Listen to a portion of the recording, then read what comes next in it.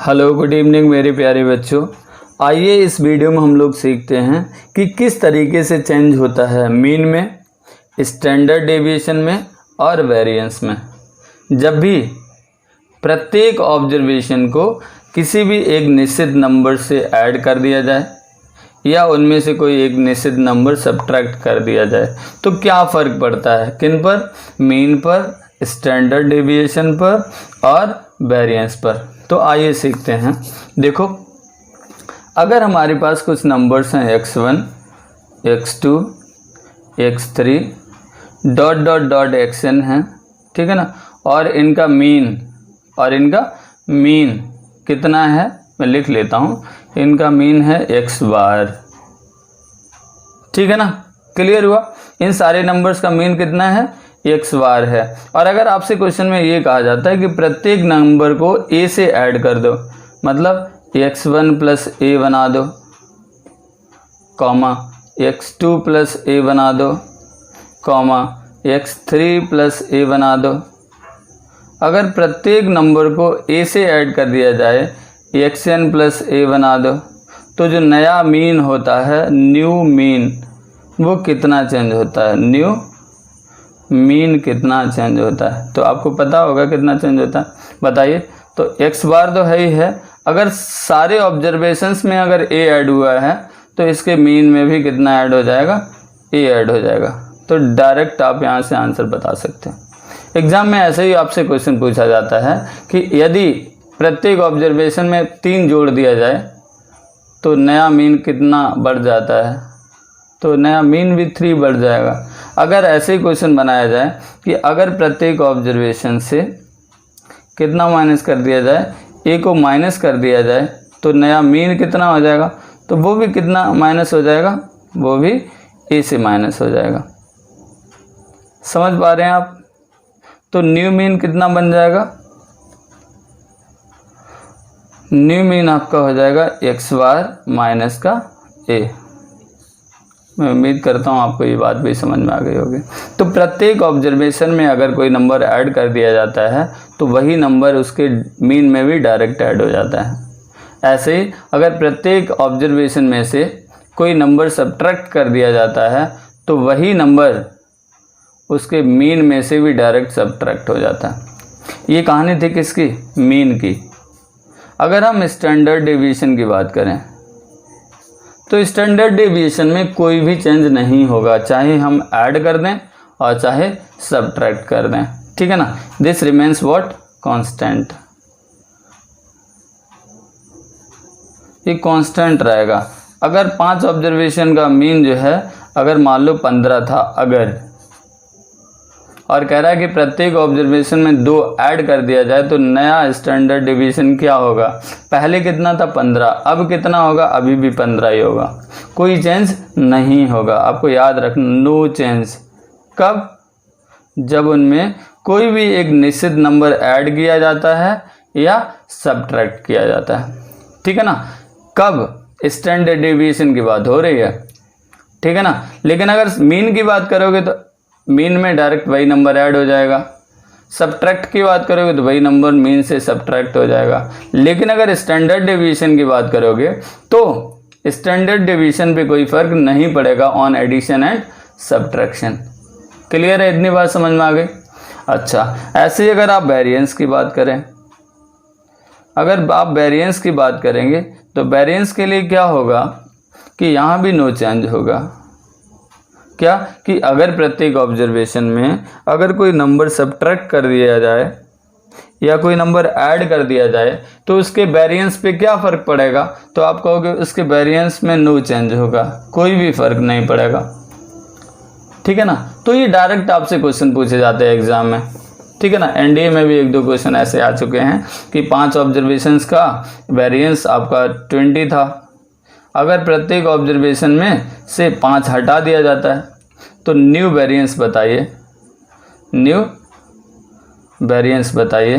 तो बच्चे सीधे 5 कम कर देते हैं, नहीं, ये कांस्टेंट रहेगा। अगर पहले 20 था तो अभी भी कितना रहेगा, अभी भी 20 ही रहेगा, अभी भी 20 ही रहेगा।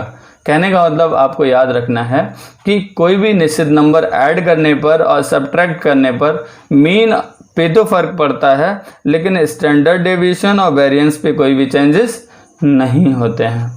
मुझे उम्मीद है ये बात आपको समझ में आ गई होगी। ये कब की बात हो रही थी? जब ऐड किया जा रहा था और सब्ट्रैक्ट किया जा रहा था कोई निश्चित नंबर ऑब्जर्वेशंस में। आइए अगला जो टॉपिक है वो क्या है कि ऑन मल्टीप्लिकेशन एंड डिवीज़न।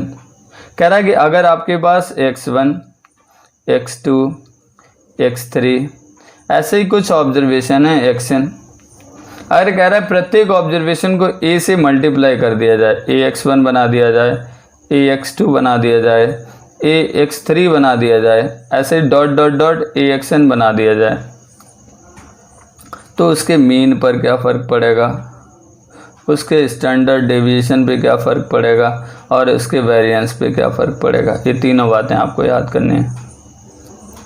ठीक, क्लियर है? तो देखो, अगर प्रत्येक ऑब्जर्वेशन को ए से अगर मल्टीप्लाई कर दिया है, ठीक है ना, तो उसके मीन जो है, उसका मीन जो इसका जो मीन है वो भी ए से मल्टीप्लाइड हो जाएगा, उसके मीन में भी ए से मल्टीप्लाई हो जाएगा। ऐसे ही उसके स्टैंडर्ड डेविएशन में भी ए से मल्टीप्लाई हो जाएगा। ठीक है ना, मल्टीप्लाई हो जाएगा किसका? ए का ही। लेकिन अगर वेरिएंस की बात करोगे तो वेरिएंस में ए स्क्वायर से मल्टीप्लाई होगा। ये आपको स्पेशली याद रखना है।